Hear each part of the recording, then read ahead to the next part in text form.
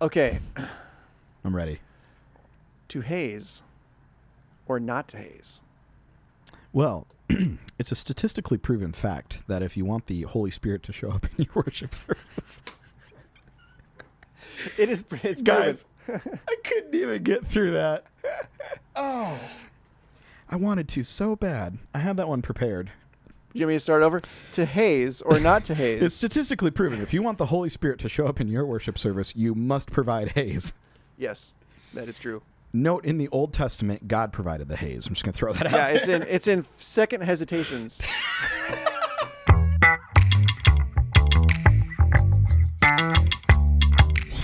All right, anyways, guys, we do have a serious answer to this. We do? And it's easy. It's a simple answer. Is it like all the other answers we have? No, Oh, this okay. I think this one's even easier. Okay, all right. Shoot. Either? Either. Yeah, either. Because here's the deal. Some people walk into a church auditorium that's got a little bit of a hazer going on and immediately decide that church is unholy and ungodly. It's kind of like when I was a kid, using an overdrive pedal was... Right. Yeah. Or even like in some churches, like the fact that you had a drum set on stage. Oh, yeah, right? yeah, Devil Beats. So some people are like so...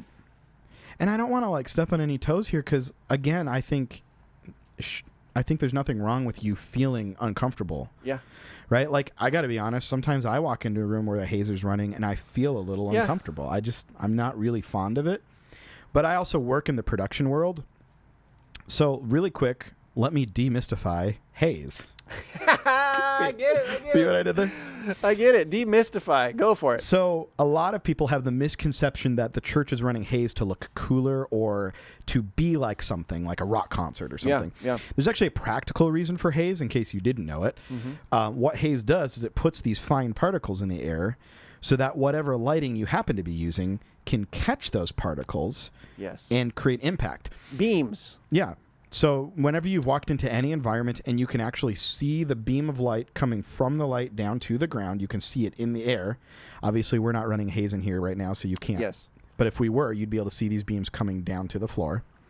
That's being accomplished through haze. It's as far as I know, the only way. Like haze, dry ice, smoke, which You is see it all the not time. admirable. I mean, you see it on movies and Yeah. TV shows all the time. Like anytime there's a flashlight being used in an old barn Yeah. or something. That's all haze.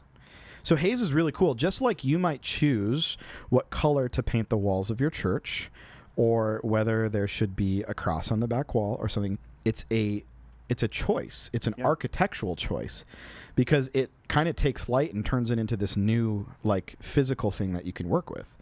And of course, like if you've ever been at a place that has what are called moving lights, which means the light has a motor built in, it can move, that creates environments with the haze. Yeah. And it's really impactful. Yeah. You can create like faux sky and stuff, you know, like if Yeah. it's beams going this way and you got a bunch of them, it creates like a false ceiling, which is really cool. And again, this was not invented in the church, right? It wasn't? So you're saying the Holy Spirit was other places? Well, amazing. We won't get into theology today, but haze has lots of roots, yes, in rock concerts, but also in the theater. Yeah. Musical theater and all that, because a lot of times they were working with one stage and they had to create all these different sets. Yeah. And sometimes they didn't want to build these sets. They wanted to be able to come in very quickly. And so they would utilize light. So like stage theater productions have been utilizing light for a long time to create environments. Yeah. Movies use light all the time to create environments. And so if you look at haze as a tool to make your light more tangible, it almost gives it kind of a physical feel to it. I don't have any problem with people using that in church, personally. And if you do have a problem with it, maybe you should go to a church that doesn't use a hazer, you know? Yeah, it's kind of like, and that's a different topic, but like, Right. but like, you know, it's like going to a Mexican restaurant and ordering a hamburger and complaining about the hamburger. Right. Well, you're at a Mexican restaurant. Yeah. Like, you know, it's just a genre. It's a different style. You know, and another rabbit hole we could go down, which I'm not going to go fully into, I'm just going to look at it. Just look at the, okay.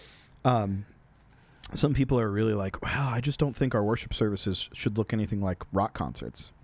And I'm not even going to go theological on you, but I'm going to just give you one question to ponder. if, I don't know, Billy Joel came to mind. Pick any pop artist.